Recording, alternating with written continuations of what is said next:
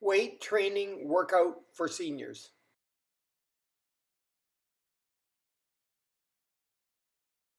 Before you begin any workout, always warm up. Now, if you've been wandering around the house or the yard, doing your everyday things, and then you decide you're going to do a workout, that's probably sufficient to be called a warm-up. It only takes about 3 to 5 minutes to get the blood flowing through all your major muscle groups and tell your joints, your bones, that it's time to do something really good for them. But I like to do this warm-up more than any other because I, again, believe, after the research I've done, that this covers most of my major body parts. So, we're just standing here, whether it's on the grass or the tarmac or your deck or inside your house, and we just do some step touches. And I always use my upper body whenever I can. Unless I'm working the upper body, I work my lower body at the same time. Why not? And notice I'm crossing my arms. That turns on both sides of my brain. If I cross my legs in front, I'm really turning on both hemispheres of my brain, my creative hemisphere and my logical hemisphere. I want to be thinking to the best of my ability when I move with intention, which means I move to work certain body parts and I know what I'm doing and why I'm doing it. So I'm still crossing my arms in front and my legs behind, just warming up here.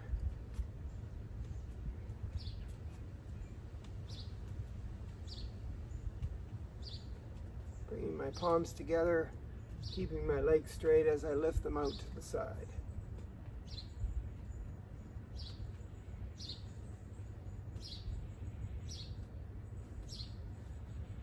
Bring the upper body down and the lower body up to meet in the middle here, elbows to knees.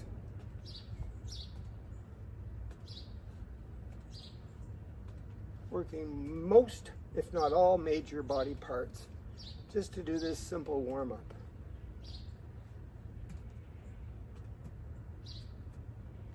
So arms back, elbows back, and then bend your legs and kick your butt with your heels.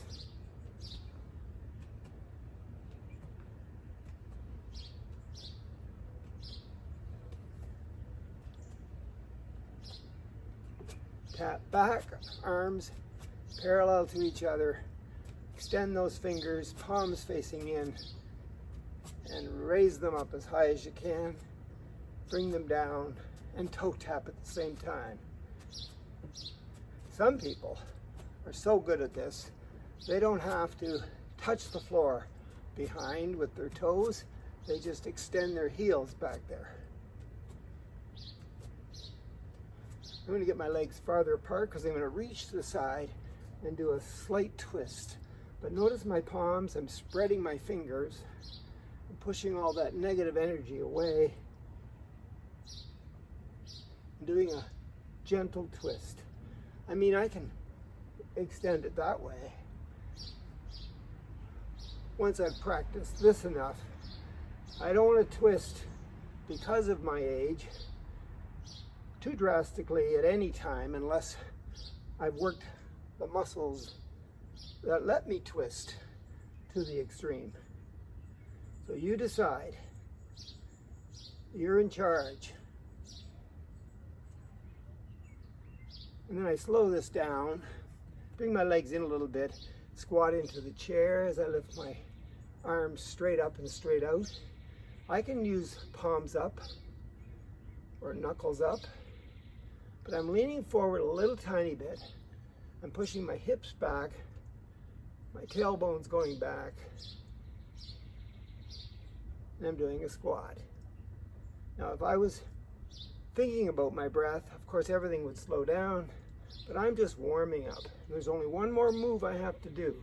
Stand up tall and kick your toes to the heavens up there to thank who's ever in charge for letting you exist on this wonderful, beautiful planet. My legs are straight, my feet are flexed, my toes are reaching up as high as they can, and we're warmed up. How long did that take? Not long. We're ready for the workout.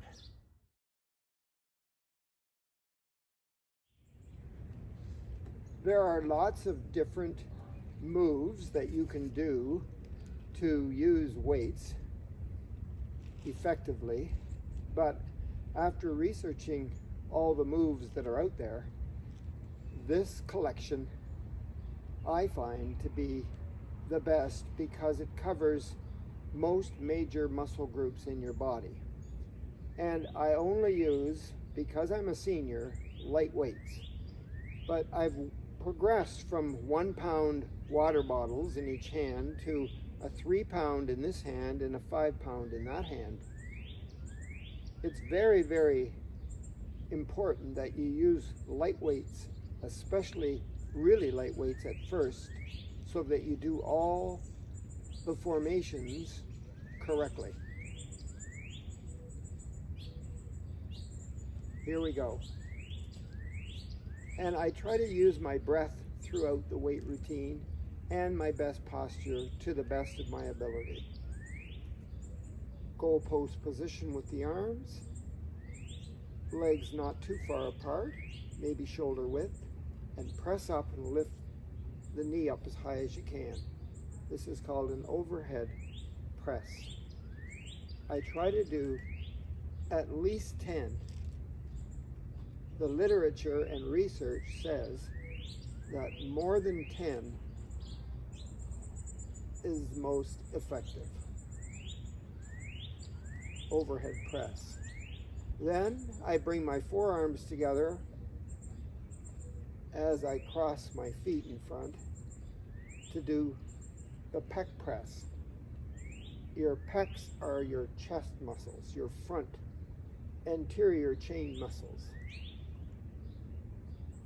Still goal post position with the arms. 10, 12, 15 is best. Then I do a forearm dip. So I bring my feet together and my knees are pretty close as I sit in the chair that isn't there and dip my arms down to this position. To incorporate the breath into these moves, I blow out on the exertion, breathe in, blow out on the exertion.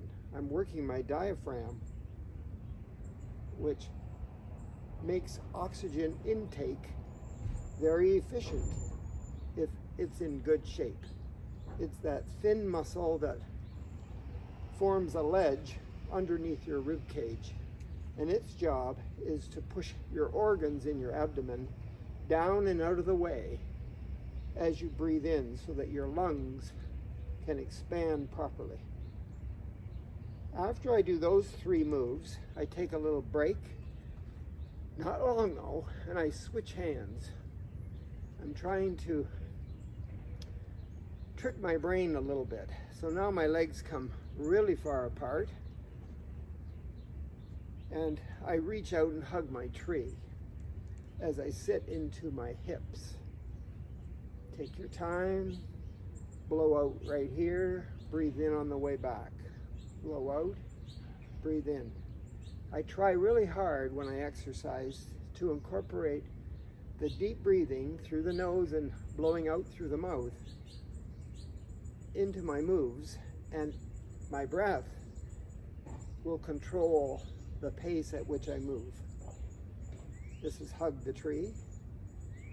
Then I bring my feet together again, hinge forward at the hips a little bit, bring my weights up with my bent arm, and fly out to the sides with my elbows as I tap to the side.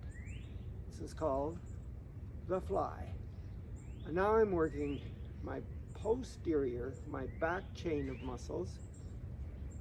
My shoulder blades are coming together. My lats are the big muscles in my back, and my traps, my trapezius muscles in my shoulder, in the back. That's what I'm working when I do the fly.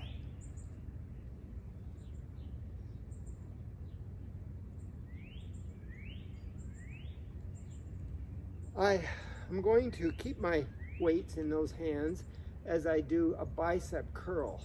And if I hold the weights in this position, it's called a hammer bicep curl.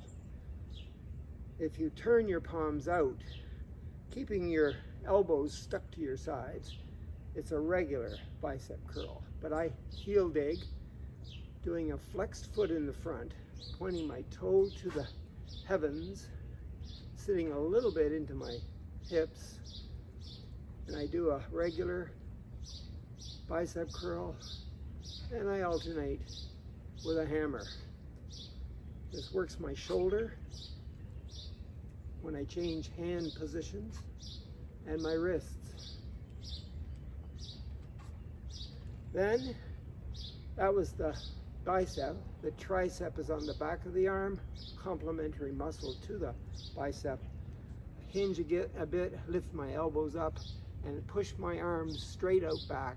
So really the only body part in the upper level that's moving are my forearms holding onto those weights as I tap back to test my balance. Whenever I put my body in an unstable position, whether I'm using weights or not, I'm working those core muscles deep inside my body that are important because they prevent me, if they're in good shape, from falling over. We've talked about what they're called and where they are in other videos.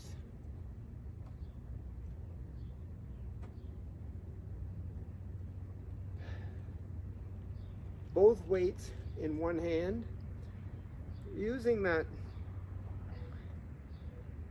warrior position with my feet, with one leg going straight that way or straight that way, and the other one's back here, legs apart on a 45-degree angle. While I rest my forearm on my quad, let the weights dangle, keep my head in neutral looking down, and lift the weights up to my armpit. Of course, if this is too hard for you, put one weight down. If that's way too hard, don't use any weights, because your arm is a weight. The position is what's important. And of course, we have two sides, so I'm going to switch the feet. My heels are lined up, 1 foot 45, one straight ahead. Let the arm dangle, rest on my quad on that side, and lift up and do my row. So pulling up is the hard part, so I have to take a breath in, blow out on pulling up, breathe in on going down. Blow out, breathe in, blow out, breathe in. We've talked about the breath in many videos. You always blow out on the exertion, and you will blow out for a long time if you can, which slows down the exercise, which makes it better for you to focus on what you're doing, and better for the oxygen efficiency transfer that's happening as you breathe in. When you're ready to come up, make sure you put a weight in each hand, push down on your quads, and slowly lift your back up. Good. I'm going to take one weight. Today I think I'll use the heavier of the two, the 5 pound. So I'm going to get rid of this one. You can use both of them, one of them, or none of them to do the hip thrust. But I've got to put this down, so instead of bending over and stressing my back, I'm going to use my quads and do a squat to lower this to the ground. Okay, we're ready for the hip thrust. So my feet are wider than shoulder, toes pointing straight ahead, both hands holding onto the weight, and gently hinge at the hips until I'm hanging like so. And then when I straighten up, I take my straight arms and put them straight out in front of me. And then I lower myself down again, so I'm hanging like this. My feet and my legs, my feet are keeping me in the right position, my legs are straight, working the hamstrings on the back of my legs. So I straighten up, arms go right there. But you know, the idea is to push up and slowly come down. So how would you incorporate the breath into that? Take a deep breath in through the nose. Breathe in. Breathe in. Yes, that's how you do it.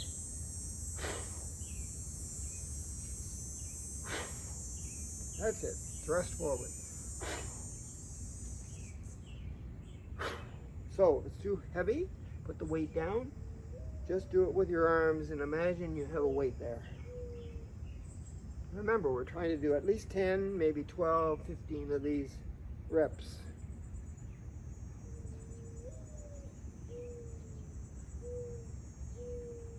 And the last one.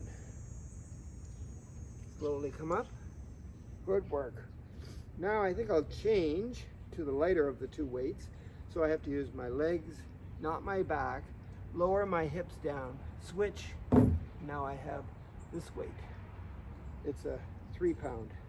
So with my legs in the same position, really wide apart, grab a hold of the weight with two hands and put it over your head. This time when you lower the weight down, it's going to go between your legs. You're going to push your hips back like you're doing a squat. Lean forward a little bit. Keep your head up. Swing underneath all the way up. Arms are really straight, but you're doing a squat swing with the weight.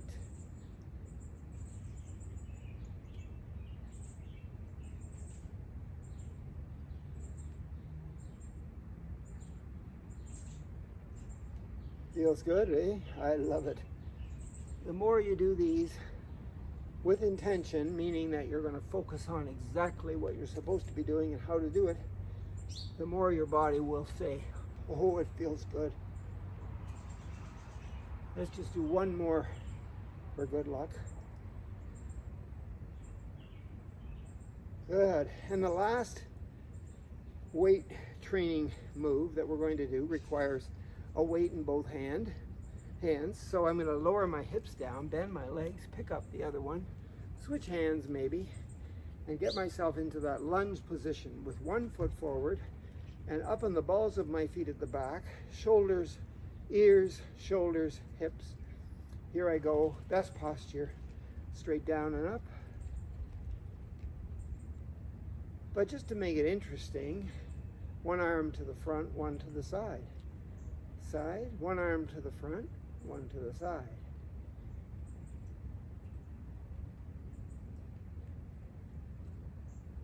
So, blow out, breathe in. Blow out, breathe in. Blow out, breathe in. Palms up, palms up, palms up. Okay, or up and down. You choose. Whatever. This is really a complicated move in that you're working with the weights, your arms, your shoulders, and your lower body too is being stressed. The lunge. Good work. Do it every other day. Until next time. My wife and I work out every other day. There has to be a day in between a substantial workout, something where you really put your body to the test, but there has to be a day in between so your body can repair. And that's what is the key. So you're going to be, when you're working out, stretching your muscles and moving your joints, but your body needs a chance to go, hey, if that guy's going to do that, we need to make sure it's in great shape, that body. So we'll repair it, and you'll be ready the next time for a better workout. And I always, no matter what I'm doing when I'm working out, I always incorporate down on the floor. And I know as I get older, it's more and more difficult to get down on the floor and get back up. But I know you can do it. I know you can get down on the floor. And just in case, heavens forbid, that you ever fell and you were down on the floor and you didn't want to be, you'd better be thinking of a way to get back up safely. So we've got to practice that. But anyway, that's another video. Today I'm just going to show you my favorite moves down on the floor. And the cow-cat is number one. I always start with that. So I'm in this table position with my hands below my shoulders to the best of my ability anyway. And my hands and arms are shoulder width apart, just as my legs are. And I'm in this, they call it a table position. It feels okay, but you know, it's all about my back. So I'm going to look up at you and create a saddle right here in my lumbar spine. So I'm going to push my hips, pelvic tilt them, so that there's a saddle created there to the best of my ability. And I'm looking up at the same time. And then I'm going to bring my chin to my chest and pull my hips forward and round my back and push with my arms and my hands, my whole upper body off the floor, but keep my palms stuck to the ground. And I'm creating that cat. So rounding the back the best I can.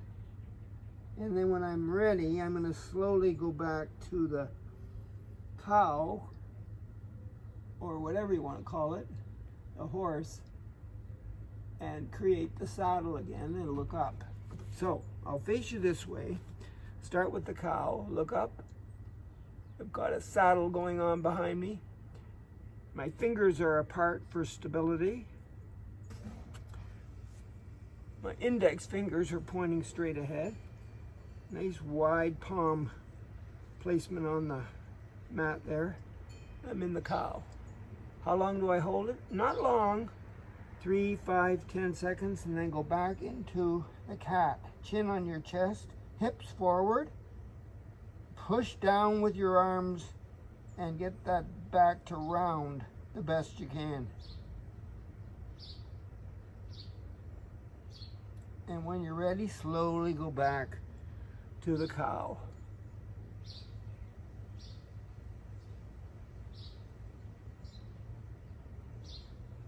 And then back to the cat. Now, I'm going to find neutral, which is right in between. Take my deep breath in. I'm going to the cow first. Take my deep breath in and then blow out as I go up into the cow. And then hold it there and breathe normally. So I take my deep breath in through my nose.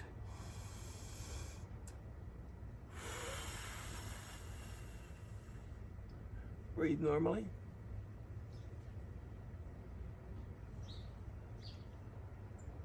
I like 10 seconds.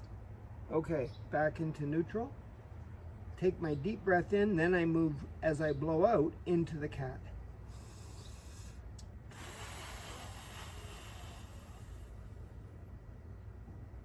Breathe normally. And back into neutral. I would do that cow-cat gently at first, then more extreme as I go along, as long as nothing is painful. And I would do it maybe 10 times, the cow-cat. The next one is the resting child and the cobra. So watch, I don't know if you can see, but I'll show you, I'll turn around, but I'm gonna take my feet back there and put them together and put one over top of the other. And then I'm gonna reach forward, giving myself room to lower my straight arms as I push my hips back into my heels and go all the way down as low as I can go. This is the resting child. Just breathe normally down there. And then come back up, leaving my hands where they were, but untangling my feet.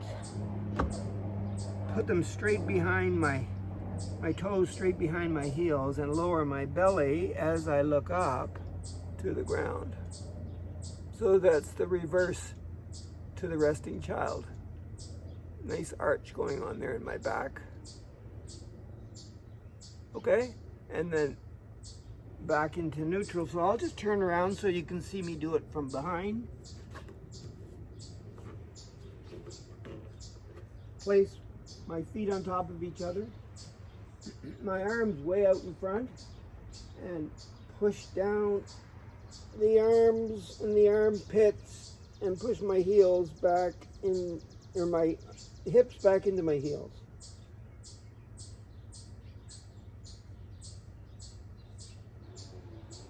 For about 10 seconds, and then slowly come up, and my belly button goes to the ground, and I look up.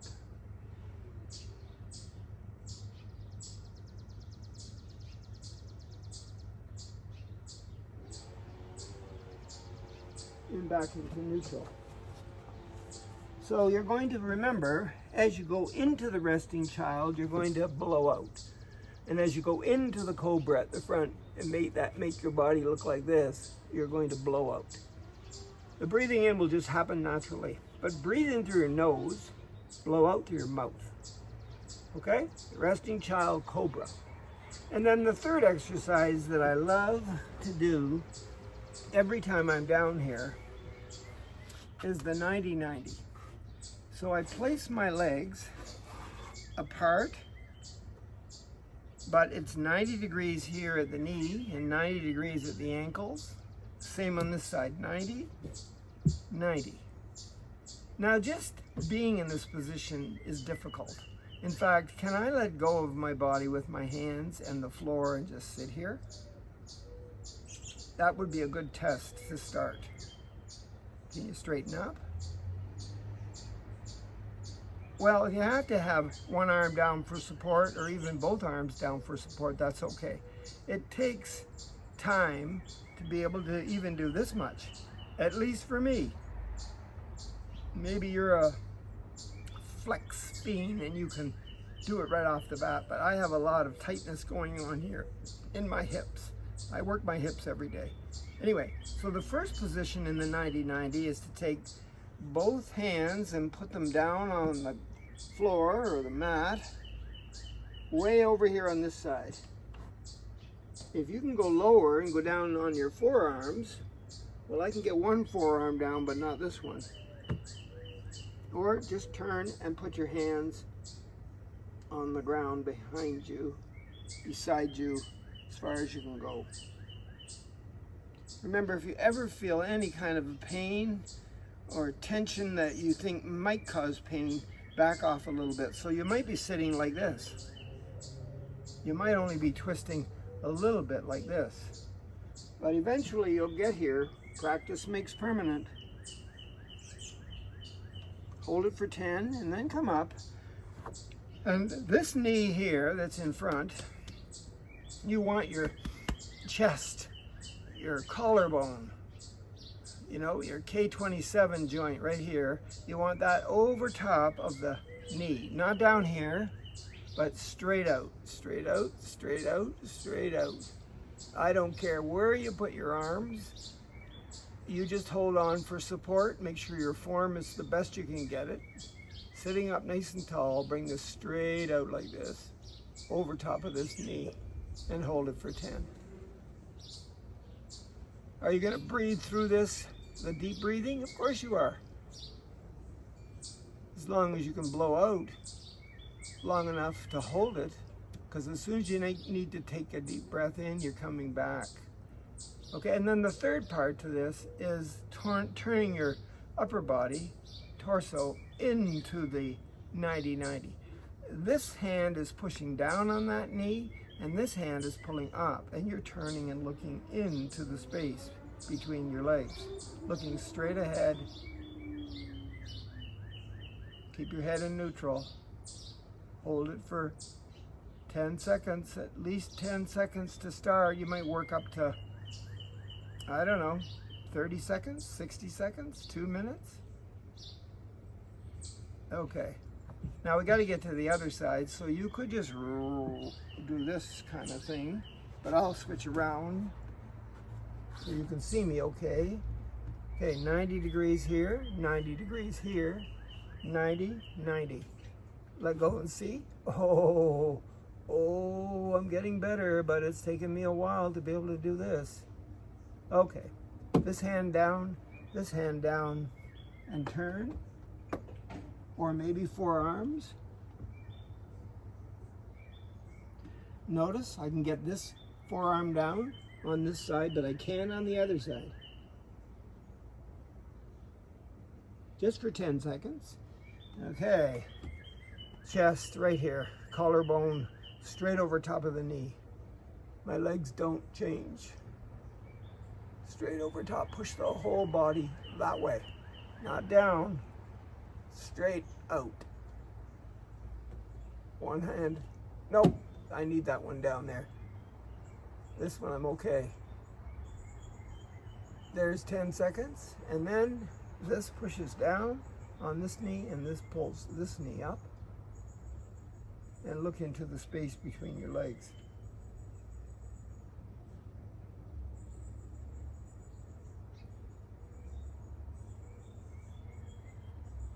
That's the 90-90. Now you have to get up safely. You don't want to pull anything or damage anything. You want to get up safely, whatever that means for you.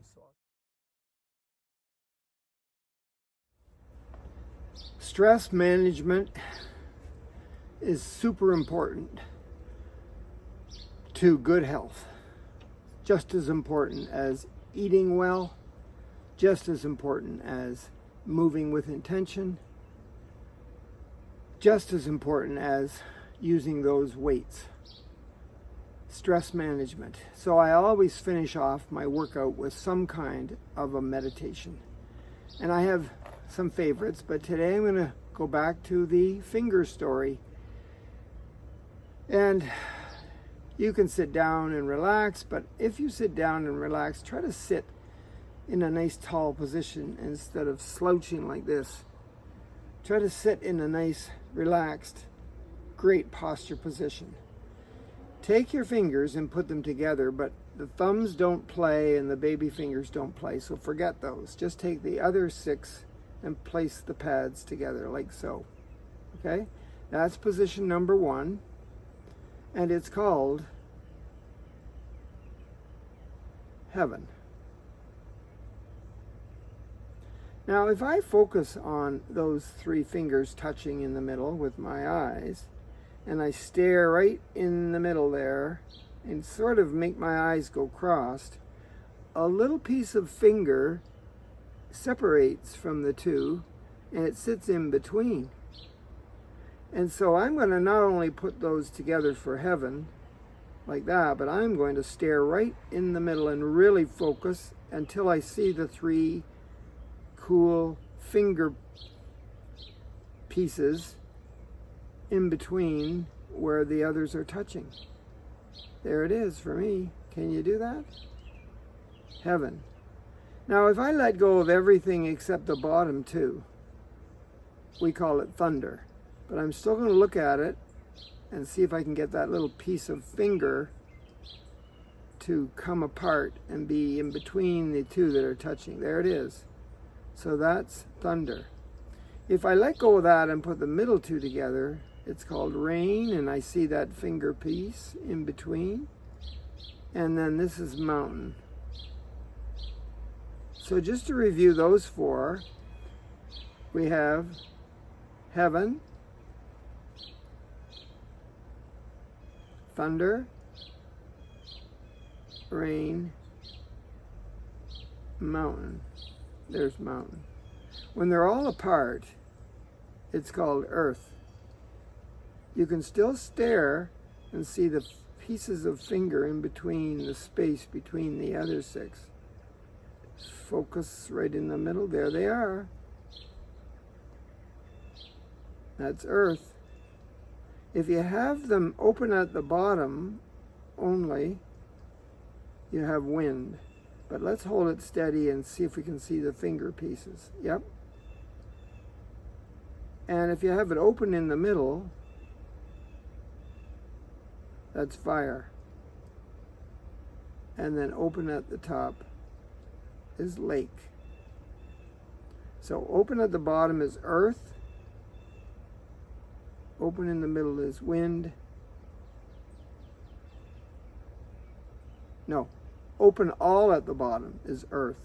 Open at the bottom, just at the bottom, is wind, fire, lake. Let's review it one more time. Okay. Yes, this is the meditation. So you can think about what they're called. I'll just tell you again so I can get it straight myself. You concentrate on the position. This is number 1. And you can look for an added bonus for the pieces that are in between, the finger pieces that are sitting in between. So this is heaven, thunder, rain, mountain, earth, wind, fire, lake. There's 8 of them. Just before I sign off, thanks for coming. Hit the subscribe button and the bell. That'll help. Tell your friends, especially those that you really care about, to come and join us. Exercise every other day with intention. And if you're like me, make sure you warm up at least. And do some weights at least. And do something on the floor at least. And meditate for sure. Until next time.